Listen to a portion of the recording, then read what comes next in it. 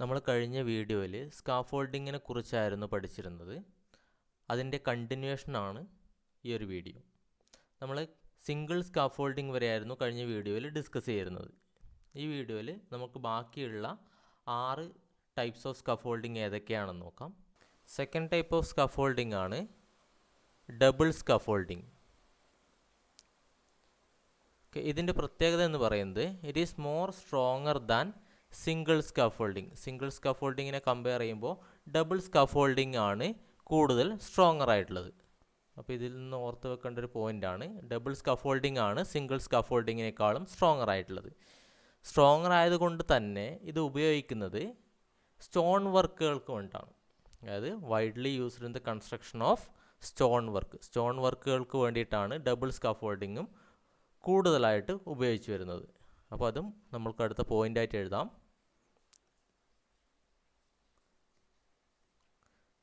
Okay, single scaffolding എന്തിനായിരുന്നു ഉപയോഗിച്ചിരുന്നത്? അത് ബ്രിക്ക് വർക്കുകൾക്കായിരുന്നു അല്ലേ. ഇവിടെ ഇത് ഉപയോഗിക്കുന്നത് സ്റ്റോൺ വർക്കുകൾക്കാണ്. ഓക്കെ, അതുകൊണ്ട് തന്നെ ഡബിൾ സ്കാഫോൾഡിങ്ങിൻ്റെ മറ്റൊരു പേരാണ് Mason scaffolding. Okay, P S സിക്ക് അങ്ങനെയും ചോദിക്കാം. മേസൺ സ്കാഫോൾഡിംഗ് എന്ന് ഓപ്ഷനിൽ കണ്ടാൽ അത് മനസ്സിലാക്കുക, അത് ഡബിൾ സ്കാഫോൾഡിങ്ങിൻ്റെ മറ്റൊരു പേരാണ് എന്നുള്ളത്. ഇനി നമ്മൾക്ക് ഡബിൾ സ്കാഫോൾഡിങ്ങിൻ്റെ ഫ്രെയിം വർക്ക് എങ്ങനെയാണെന്ന് നോക്കാം. ഇതാണ് ഡബിൾ സ്കാഫോൾഡിങ്. ഇതിന് 2 റോ ഓഫ് സ്റ്റാൻഡേർഡുകളാണ് പ്ലേസ് ചെയ്തിരിക്കുന്നത് അല്ലേ. ഇതിൽ കാണാം നമുക്ക് സിംഗിൾ സ്കാഫോൾഡിങ്ങിന് സിംഗിൾ റോ ഓഫ് സ്റ്റാൻഡേർഡ് ആയിരുന്നു. ഇവിടെ 2 റോസ് ഓഫ് സ്റ്റാൻഡേർഡ് ആണ് ഈ ഒരു രീതിയിൽ അറേഞ്ച് ചെയ്തിരിക്കുന്നത്. കൂടാതെ ഇത് വാളിൽ നിന്നും ഇൻഡിപെൻഡൻ്റ് ആയിട്ടാണ് പ്ലേസ് ചെയ്തിരിക്കുന്നത് അല്ലേ. ആ ഒരു മൊത്തം ഫ്രെയിം വർക്ക് വാളുമായിട്ട് യാതൊരു കണക്ഷനും ഇല്ല. അതുകൊണ്ട് തന്നെ ഈ ഒരു സ്കാഫോൾഡിങ്ങിനെ നമ്മൾക്ക് ഇൻഡിപെൻഡൻ്റ് സ്കാഫോൾഡിങ് എന്ന് കൂടി പറയാം. അപ്പോൾ അതിൻ്റെ മറ്റൊരു പേരാണ് ഇൻഡിപെൻഡൻ്റ് സ്കാഫോൾഡിങ് എന്നുള്ളത്. അപ്പോൾ അതും കൂടി നമ്മൾക്കൊന്ന് നോട്ട് ചെയ്യാം. ഡബിൾ സ്കാഫോൾഡിങ്ങിൻ്റെ മറ്റൊരു പേര് ഇൻഡിപെൻഡൻ്റ് സ്കാഫോൾഡിങ്. 3 തരം പേരുകളാണ് ഉള്ളത് നമുക്ക്. അപ്പോൾ ഇതൊക്കെ ഒന്ന് ഓർത്ത് വെക്കുക, കാരണം പി എസ് സിയിൽ ഓപ്ഷൻസിൽ ഏതാണ് തരുക എന്നുള്ളത് നമുക്കൊന്നും പറയാൻ പറ്റില്ല. അപ്പോൾ എല്ലാ പേരുകളും നമ്മൾ ഒന്ന് ഓർത്ത് വെക്കുക. ഇനി നമ്മൾക്ക് ഡബിൾ സ്കാഫോൾഡിങ്ങിൻ്റെ ഫ്രെയിം വർക്കിലുള്ള മെമ്പേഴ്സ് ഏതൊക്കെയാണെന്ന് നോക്കാം. ഇതിൽ വെർട്ടിക്കലി അറേഞ്ച് ചെയ്തിരിക്കുന്ന ഈ 2 മെമ്പേഴ്സിനെയാണ് നമ്മൾ പറയുക സ്റ്റാൻഡേർഡ്സ് എന്ന്. ഇതിൽ 2 സ്റ്റാൻഡേർഡ് കൊടുത്തിരിക്കുന്നതുകൊണ്ടാണ് ഇതിനെ ഡബിൾ സ്കാഫോൾഡിംഗ് എന്ന് പറയുന്നത്. കൂടാതെ ഈ ഒരു മൊത്തം ഫ്രെയിം വർക്ക് വാളിൽ നിന്ന് ഇൻഡിപെൻഡൻ്റ് ആയിട്ടാണ് ഉള്ളത് അല്ലേ. അതുകൊണ്ടാണ് ഇതിനെ ഇൻഡിപെൻഡൻ്റ് സ്കാഫോൾഡിംഗ് എന്ന് കൂടി പറയുന്നത്. ഓക്കെ, അപ്പോൾ 2 റോ ഓഫ് സ്റ്റാൻഡേർഡ്സ് ഉണ്ടെന്ന് മനസ്സിലാക്കി. ഇതിൻ്റെ ഡിസ്റ്റൻസ്, അതായത് ഈ ഒരു 2 റോസ് ഓഫ് സ്റ്റാൻഡേർഡ് തമ്മിലുള്ള ഈ ഒരു ഡിസ്റ്റൻസ് എന്ന് പറയുന്നത് 1 മീറ്റർ ആണ്. 1 മീറ്റർ ആണ്. ഒന്ന് ശ്രദ്ധിക്കുക, നേരത്തെ സിംഗിൾ സ്കാഫോൾഡിങ്ങിൽ അത് 1.2 മീറ്റർ ആണ്, എന്നാൽ ഇവിടെ അത് 1 മീറ്റർ ആണ്. കൂടാതെ ഈ ഫേസ് ഓഫ് ദി വാളും അതുപോലെ തന്നെ ഫസ്റ്റ് റോ ഓഫ് സ്റ്റാൻഡേർഡും തമ്മിലുള്ള ദൂരം എന്ന് പറയുന്നത് 200 to 300 mm ആണ്. അതുകൂടി ഒന്ന് നോട്ട് ചെയ്യുക. ഇനി അടുത്ത മെമ്പർ നോക്കാം. അടുത്തായിട്ട് നമ്മൾ ഇതിൽ ഈ ഒരു രീതിയിൽ അല്ലേ, ഇങ്ങനെ ഹൊറിസോണ്ടലി മെമ്പേഴ്സിനെ പ്ലേസ് ചെയ്തിട്ടുണ്ട് അല്ലേ. ഹൊറിസോണ്ടലി പ്ലേസ് ചെയ്തിട്ടുണ്ട്. ആ മെമ്പറിനെയാണ് നമ്മൾ പറയുന്നത് പുട്ട്ലോഗ് എന്ന് പറയുന്നത്. നേരത്തെ നമ്മൾ സിംഗിൾ സ്കാഫോൾഡിങ്ങിൽ കണ്ടിരുന്നു, സെയിം നെയിം തന്നെയായിരുന്നു അല്ലേ, പുട്ട്ലോഗ് തന്നെയായിരുന്നു. എന്നാൽ ഡബിൾ സ്കാഫോൾഡിങ്ങിൽ കൊടുത്തിരിക്കുന്ന പുട്ട്ലോഗിൻ്റെ മറ്റൊരു പേരാണ് ട്രാൻസോം എന്നാണ് വിളിക്കുക. ട്രാൻസോം. ഓക്കെ, ഡബിൾ സ്കാഫോൾഡിങ്ങിലുള്ള പുട്ട്ലോഗിൻ്റെ മറ്റൊരു പേരാണ് ട്രാൻസോം. അത് ഓർത്ത് വെക്കുക കേട്ടോ. ഓക്കെ, അപ്പോൾ ഹൊറിസോണ്ടലി പ്ലേസ് ചെയ്തിരിക്കുന്ന മെമ്പറിനെ നമ്മൾ പുട്ട്ലോഗ് എന്ന് പറഞ്ഞു, പക്ഷേ അത് പെർപെൻഡിക്കുലർ ടു ദി വാളാണ്. അതും കൂടി ആ ഒരു മെമ്പർ ഹൊറിസോണ്ടൽ ആണ്, ബട്ട് പെർപെൻഡിക്കുലർ ടു ദി വാളായിരിക്കും. അതുപോലെ തന്നെ ഹൊറിസോണ്ടൽ മെമ്പർ വേറെ ഉണ്ടല്ലേ, ലെഡ്ജേഴ്സ് അല്ലേ. ഇതും ഹൊറിസോണ്ടൽ മെമ്പർ തന്നെയാണ്, പക്ഷേ ഇത് പാരലൽ ടു ദി വാളാണ്. Horizontal member perpendicular to the wall in a scaffolding is called ഏതാണ്? പുട്ട്ലോഗാണ്, അല്ലെങ്കിൽ ട്രാൻസോം ആണെന്ന് പറയാം. ഇനി horizontal member parallel to the wall in a scaffolding ഏതാണെന്ന് പറഞ്ഞാൽ അത് ലെഡ്ജറാണ്. ഓക്കെ, ഇവിടെ നമ്മൾക്ക് സിംഗിൾ സ്കാഫോൾഡിങ്ങിൽ ഇല്ലാത്ത ഒരു മെമ്പറെ കൂടി കാണാം. ഏതാണത്? റേക്കേഴ്സ് ആണല്ലേ. റേക്കേഴ്സ് നമ്മൾ സിംഗിൾ സ്കാഫോൾഡിങ്ങിൽ കണ്ടിട്ടില്ല. ഓക്കെ, എന്തിനായിരിക്കും ഒരു റേക്കേഴ്സ് ഇങ്ങനെ കൊടുത്തിരിക്കുന്നത്? ഈ ഒരു ഫ്രെയിം വർക്കിനെ സ്ട്രെങ്തൻ ചെയ്യാൻ വേണ്ടിയിട്ടാണ് റേക്കേഴ്സ് ഈ ഒരു രീതിയിൽ അറേഞ്ച് ചെയ്തിരിക്കുന്നത്. ഞാൻ നേരത്തെ പറഞ്ഞിരുന്നു അല്ലേ, എന്താണ് സ്ട്രോങ്ങർ ദാൻ സിംഗിൾ സ്കാഫോൾഡിങ് എന്ന് പറഞ്ഞിരുന്നു. അപ്പോൾ അത് സ്ട്രെങ്തൻ ചെയ്യുന്ന ഡ്യൂട്ടി എന്ന് പറയുന്നത് ഈ റേക്കേഴ്സിനാണ്. ഇത്രയുമാണ് ഡബിൾ സ്കാഫോൾഡിങ്ങിൽ ഓർത്തിരിക്കേണ്ട കാര്യങ്ങൾ. First one stronger than single scaffolding ആയിരിക്കും. കൂടാതെ ഇത് കൂടുതലായിട്ടും ഉപയോഗിക്കുന്നത് സ്റ്റോൺ വർക്കുകൾക്ക് വേണ്ടിയിട്ടാണ്. അതുകൊണ്ട് തന്നെ അതിനെ മേസൺ സ്കാഫോൾഡിംഗ് എന്ന് കൂടി പറയും. ഓക്കെ, പിന്നെ അതിൻ്റെ ഒരു ഫ്രെയിം വർക്കിൽ മെമ്പേഴ്സിനൊക്കെ ഒന്ന് ഓർത്ത് വെക്കുക. ഏതൊക്കെ മെമ്പറാണുള്ളത്, ഏതൊക്കെ രീതിയിലാണ് അത് അറേഞ്ച് ചെയ്തിരിക്കുന്നതെന്ന് കൂടി ഓർത്തിരിക്കുക. ഓക്കെ, ഇനി അടുത്ത ടൈപ്പ് ഓഫ് സ്കാഫോൾഡിംഗ് നോക്കാം. മൂന്നാമത്തെ ടൈപ്പ് ഓഫ് സ്കാഫോൾഡിംഗ് ആണ് ക്യാൻറ്റിലിവർ സ്കാഫോൾഡിംഗ്. ഓക്കെ, ഇതിൻ്റെ ഫ്രെയിം വർക്ക് നമ്മൾക്കൊന്ന് നോക്കാം. ഇത് നമ്മൾക്ക് രണ്ട് രീതിയിൽ അറേഞ്ച് ചെയ്യാം. ഒന്നുകിൽ ഇത് സിംഗിൾ സ്കാഫോൾഡിംഗ് ടൈപ്പിൽ അറേഞ്ച് ചെയ്യാം, അല്ലെങ്കിൽ ഡബിൾ സ്കാഫോൾഡിംഗ് ടൈപ്പിൽ അറേഞ്ച് ചെയ്യാം.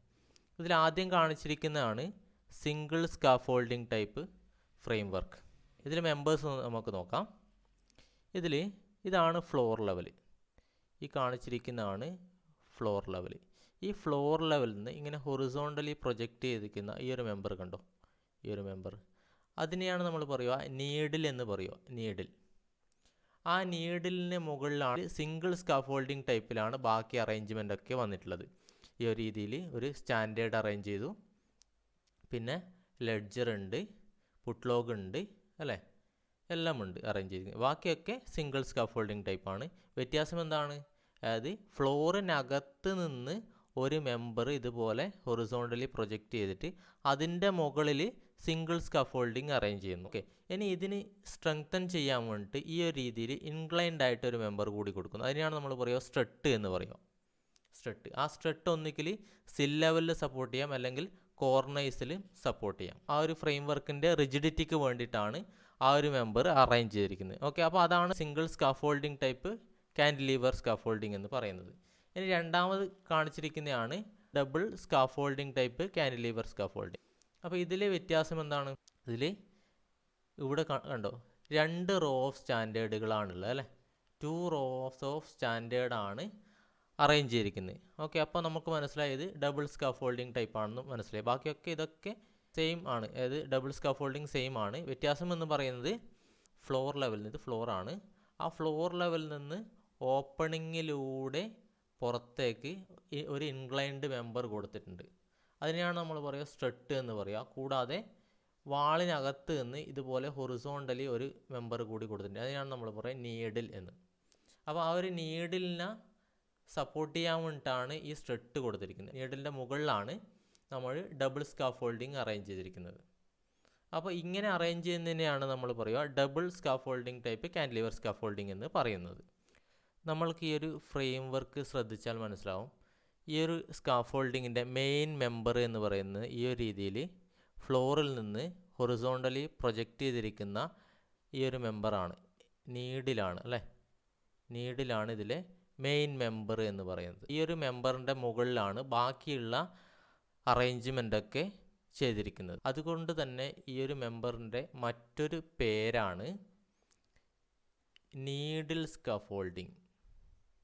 Needle scaffolding.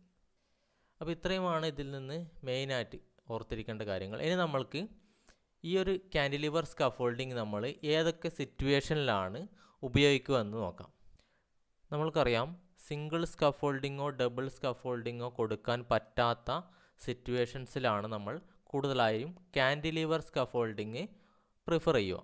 ഏതൊക്കെയാണ് ആ സിറ്റുവേഷൻ നോക്കാം. സപ്പോസ് നമ്മളെ ഗ്രൗണ്ട് ലെവൽ, അതായത് ഗ്രൗണ്ട്, ഇതാണ് നമ്മൾ ഗ്രൗണ്ട് ലെവൽ എന്ന് അസ്യൂം ചെയ്യുക. ഈ ഗ്രൗണ്ട് സോഫ്റ്റ് ആണെങ്കിൽ, ഇത് സോഫ്റ്റ് ആണെന്ന് വിചാരിക്കുക. അപ്പോൾ നമ്മളിവിടെ ഇത് ഈ രീതിയിൽ സ്റ്റാൻഡേർഡ്സ് ഇറക്റ്റ് ചെയ്താൽ എന്താണ് സംഭവിക്കുക? അത് സെറ്റിൽമെൻറ്റ് ഉണ്ടാവാൻ സാധ്യതയുണ്ട് അല്ലേ. ഈ ഒരു രീതിയിൽ സെറ്റിൽമെൻറ്റ് ഉണ്ടാവും. അപ്പോൾ നമ്മൾക്ക് ഒരു പ്രോപ്പർ ഹാർഡ് ഗ്രൗണ്ട് അല്ലെങ്കിൽ അവിടെ നമ്മൾക്ക് സിംഗിൾ സ്കാഫോൾഡിങ്ങോ ഡബിൾ സ്കാഫോൾഡിങ്ങോ ഇറക്റ്റ് ചെയ്യാൻ സാധിക്കുകയില്ല. അപ്പോൾ അങ്ങനെയുള്ള സിറ്റുവേഷനിലാണ് നമ്മൾ കാൻറ്റിലിവർ സ്കാഫോൾഡിങ് ഉപയോഗിക്കുക. അപ്പോൾ ഫസ്റ്റ് പോയിൻ്റ് ആണത് proper hard ground, proper hard ground, proper hard ground is not available for the standard to rest. ആ ഒരു സിറ്റുവേഷനിൽ നമ്മൾ ഉപയോഗിക്കുക ഏതാണ്? ക്യാൻറ്റിലിവർ അല്ലെങ്കിൽ നീഡിൽ സ്കാഫോൾഡിംഗ് ആണ്. ഇനി രണ്ടാമത്തെ സിറ്റുവേഷൻ ഏതാണെന്ന് നോക്കാം. സപ്പോസ് നമ്മളെ ഈ ഒരു ഗ്രൗണ്ടിൽ ഇവിടെ നമ്മൾ റോഡാണെന്ന് അസ്യൂം ചെയ്യുക. അതായത് ബിൽഡിങ്ങിൻ്റെ നിയറായിട്ട് ഇവിടെ നമ്മൾ റോഡാണെന്ന് അസ്യൂം ചെയ്യുക. അപ്പോൾ എന്താകും? സ്വാഭാവികമായിട്ട് ഇതിലെ കൂടി ഹെവി ട്രാഫിക് ഉണ്ടാവും അല്ലേ? അപ്പോൾ നമുക്ക് എന്തായാലും ഈ ഒരു സൈഡ് നമ്മൾക്ക് സിംഗിൾ സ്കാഫോൾഡിങ്ങോ ഡബിൾ സ്കാഫോൾഡിങ്ങോ ഇവിടെ ഇറക്റ്റ് ചെയ്യാൻ സാധിക്കില്ല. ഇവിടെ എപ്പോഴും ഫ്രീ ആയിരിക്കണം, കാരണം ട്രാഫിക് ബ്ലോക്ക് ചെയ്യാൻ നമുക്ക് പറ്റില്ല. അപ്പോൾ അങ്ങനെയുള്ള സിറ്റുവേഷനിൽ നമ്മൾ ഈ ഒരു ക്യാൻറ്റിലിവർ അല്ലെങ്കിൽ നീഡിൽ സ്കാഫോൾഡിങ് തന്നെയാണ് ഉപയോഗിക്കുക. ഇതാണ് അതിൻ്റെ റിയൽ ഇമേജ്. ഇപ്പോൾ അടുത്ത പോയിൻ്റാണ്, it is decide to keep the road or pavement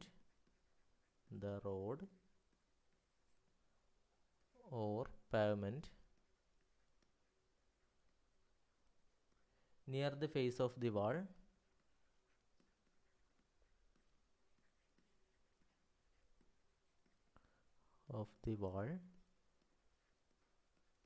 clear of obstruction caused by the scaffolding.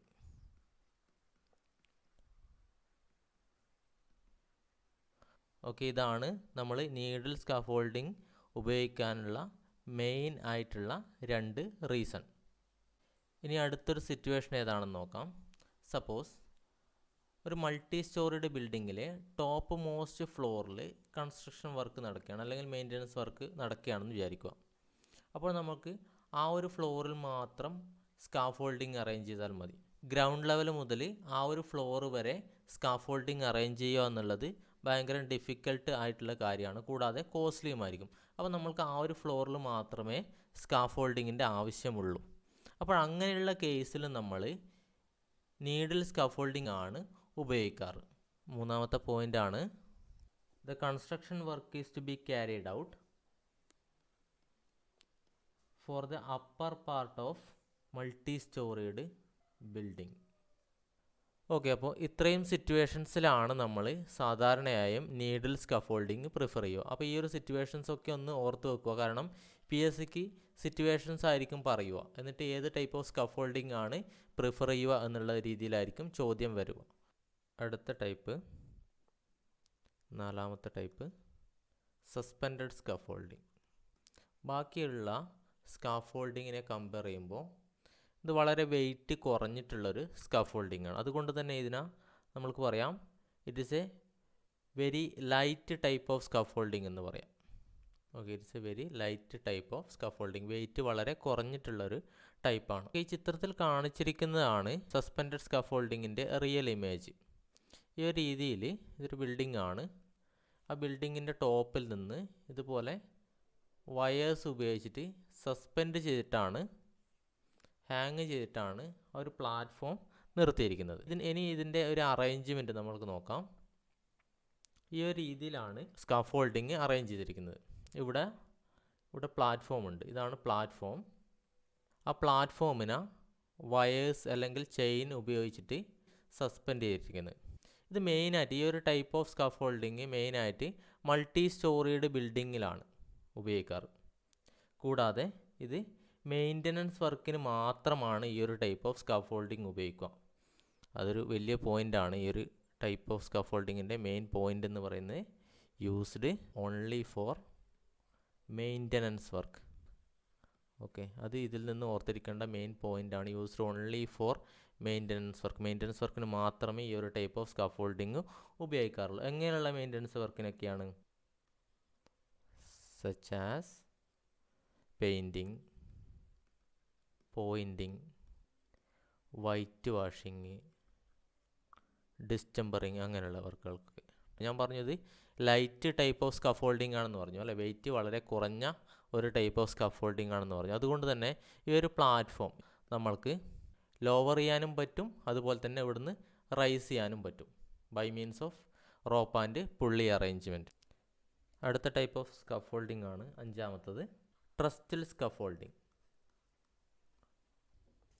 ഈ ഒരു സ്കാഫോൾഡിങ്ങിൽ നമ്മൾ പ്ലാറ്റ്ഫോം സപ്പോർട്ട് ചെയ്തിട്ടുണ്ടാവുക ഒരു മോൾ കോൺട്രവൻസസിലാണ് നമ്മൾ പ്ലാറ്റ്ഫോം സപ്പോർട്ട് ചെയ്തിട്ടുണ്ടാവുക. ഈ ഒരു ചിത്രം കാണാം നമുക്ക്. ഇതാണ് ഇതിൻ്റെ പ്ലാറ്റ്ഫോം. ഈ ഒരു പ്ലാറ്റ്ഫോമിൽ നിന്നിട്ടായിരിക്കണം ലേബർ വർക്ക് ചെയ്യേണ്ടത്. ആ ഒരു പ്ലാറ്റ്ഫോം സപ്പോർട്ട് ചെയ്തിരിക്കുന്നത് ഒരു ഫ്രെയിം വർക്കിലാണല്ലേ. ഇതൊരു ഫ്രെയിം വർക്കാണ്. ആ ഫ്രെയിം വർക്ക് മൗണ്ട് ചെയ്തിട്ടുള്ളത് വീൽസിലാണ് അല്ലേ. ആ ഒരു ഫ്രെയിം വർക്കിന് നമ്മൾക്ക് എങ്ങോട്ട് വേണമെങ്കിലും മൂവ് ചെയ്യിക്കാൻ പറ്റും. ഈ ഒരു ടൈപ്പ് ഓഫ് സ്കാഫോൾഡിങ്ങിനെയാണ് നമ്മൾ ട്രസ്റ്റൽ സ്കാഫോൾഡിംഗ് എന്ന് പറയുക. It's a type of scaffolding. The working platform is, note ചെയ്യേണ്ട point, supported on movable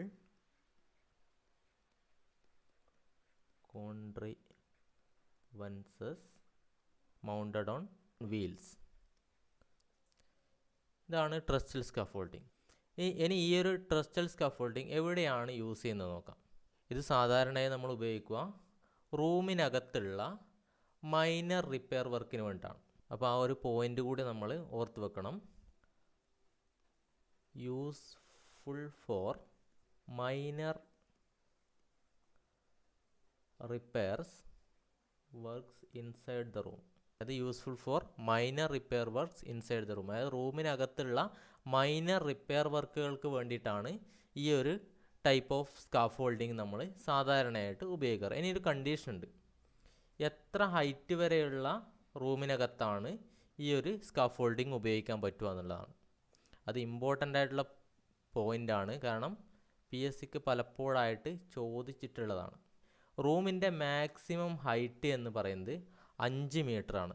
5 metre height വരെയുള്ള റൂമിനാണ് സാധാരണയായിട്ട് നമ്മൾ ഈ ഒരു ടൈപ്പ് ഓഫ് സ്കാഫോൾഡിങ് ഉപയോഗിക്കാറ്. The maximum height up to which this type of scaffolding can be adopted is about 5 metre from the supporting surface. ഈ ഒരു type of scaffolding ഉപയോഗിച്ചുകൊണ്ട് work ചെയ്യാൻ പറ്റുന്ന റൂമിൻ്റെ മാക്സിമം ഹൈറ്റ് എന്ന് പറയുന്നത് 5 മീറ്ററാണ്. വളരെ ഇമ്പോർട്ടൻ്റ് ആയിട്ടുള്ളൊരു പോയിൻ്റാണിത്, ഓർത്ത് വെക്കുക. അടുത്ത ടൈപ്പ് ഓഫ് സ്കാഫോൾഡിംഗ് ആണ് സ്റ്റീൽ സ്കാഫോൾഡിംഗ്. സാധാരണയായി നമ്മൾ ടിമ്പർ ഉപയോഗിച്ചാണ് സ്കാഫോൾഡിംഗ് നിർമ്മിക്കാറ് അല്ലേ. ഇനി നമ്മൾ ടിമ്പറിന് പകരം സ്റ്റീൽ ട്യൂബാണ് ഉപയോഗിക്കുന്നതെങ്കിൽ അങ്ങനെയുള്ള സ്കാഫോൾഡിങ്ങിനെയാണ് നമ്മൾ പറയുക സ്റ്റീൽ സ്കാഫോൾഡിംഗ്. ഇനി ആ സ്റ്റീൽ ട്യൂബിൻ്റെ ഡയമീറ്റർ എത്ര ആയിരിക്കണം? ഡയമീറ്റർ എന്ന് പറയുന്നത് 40 mm to 50 mm ആയിരിക്കണം. അതായത് സ്കാഫോൾഡിങ്ങിന് ഉപയോഗിക്കുന്ന സ്റ്റീൽ ട്യൂബിൻ്റെ ഡയമീറ്റർ എന്ന് പറയുന്നത് 40 mm to 50 mm ആയിരിക്കണം. കൂടാതെ അതിൻ്റെ തിക്നെസ് എന്ന് പറയുന്നത് മിനിമം 5 mm എങ്കിലും ആയിരിക്കണം. ഇത്രയാണ് ആ ഒരു സ്കാഫോൾഡിങ്ങിന് ഉപയോഗിക്കുന്ന സ്റ്റീൽ ട്യൂബിൻ്റെ ഡയമെൻഷൻസ്. ഇനി ഇതിൻ്റെ അഡ്വാൻറ്റേജസ് എന്തൊക്കെയാണെന്ന് നോക്കാം. അഡ്വാൻറ്റേജസ്, നമ്മൾ സ്റ്റീൽ കൊണ്ടാണ് നമ്മൾ സ്കാഫോൾഡിങ് നിർമ്മിക്കുന്നത് അല്ലേ. ടിമ്പറിനെ കമ്പയർ ചെയ്യുമ്പോൾ സ്റ്റീൽ എന്താണ്, മോർ സ്ട്രോങ്ങർ ആണല്ലേ. അപ്പോൾ ഫസ്റ്റ് അഡ്വാൻറ്റേജ് എന്ന് പറയുന്നത് സ്ട്രോങ്ങർ എന്നാണ്. സ്ട്രോങ്ങർ ആണ്, കൂടാണ്ട് ഡ്യൂറബിൾ ആയിരിക്കും അല്ലേ. അപ്പോൾ മോർ ഡ്യൂറബിൾ, അതും അഡ്വാൻറ്റേജ് തന്നെയാണ്. കൂടാതെ ഈ ഒരു സ്റ്റീൽ ട്യൂബ് കൊണ്ട് നമ്മൾക്ക് എത്ര ഹൈറ്റിലേക്ക് വേണമെങ്കിലും സ്കാഫോൾഡിംഗ് നിർമ്മിക്കാൻ പറ്റും. അപ്പം അതും ഒരു അഡ്വാൻറ്റേജ് തന്നെയാണ്. Can be used up to any height. കൂടാതെ ഇത് ഈസിലി ഇറക്റ്റ് ചെയ്യാനും ഡിസ്മാൻഡിൽ ചെയ്യാനും പറ്റും. സ്റ്റീലാണല്ലേ, എല്ലാം നെറ്റ് ആൻഡ് ബോൾട്ട് അറേഞ്ച്മെൻറ്റിൽ ചെയ്യുന്നതാണ്. അപ്പോൾ അതും നമുക്ക് അഡ്വാൻറ്റേജിൽ ലിസ്റ്റ് ചെയ്യാൻ പറ്റുന്നത് തന്നെയാണ്. Can be easily erected and dismantled. കൂടാതെ ഇത് ടിമ്പറിനെ കമ്പയർ ചെയ്യുമ്പോൾ ഇൻ കേസ് ഓഫ് ഫയർ ഉണ്ടായിക്കഴിഞ്ഞാൽ ടിമ്പർ പെട്ടെന്ന് കത്തിപ്പോവും. പക്ഷേ സ്റ്റീല് ഫയർ റെസിസ്റ്റൻ്റ് ആണല്ലേ. അപ്പോൾ അതും നമ്മൾക്ക് അഡ്വാൻറ്റേജസിൽ പറയാൻ പറ്റും, റെസിസ്റ്റൻ്റ് ടു ഫയർ. പിന്നെ ഇത് നമ്മൾ ഇതിൻ്റെ ഫുൾ ലൈഫ് വരെ ഉപയോഗിച്ചു എന്ന് കരുതുക. നമ്മളെ ഈ ഒരു സ്റ്റീൽ ട്യൂബ് മാക്സിമം യൂസ് ചെയ്ത് കഴിഞ്ഞാൽ നമ്മൾക്കത് വിൽക്കാൻ പറ്റും. എങ്ങനെ? സ്ക്രാപ്പ് വാല്യൂവിന് നമ്മൾക്ക് അത് വിൽക്കാൻ പറ്റും അല്ലേ. അപ്പോൾ ടിമ്പറിനെ കമ്പയർ ചെയ്യുമ്പോൾ ഇത് ഈ ഒരു സ്റ്റീൽ ട്യൂബ് നമ്മൾക്ക് മാക്സിമം സ്ക്രാപ്പ് വാല്യൂ തരും. അതും ഒരു അഡ്വാൻറ്റേജ് ആണ്. It possess maximum scrap value.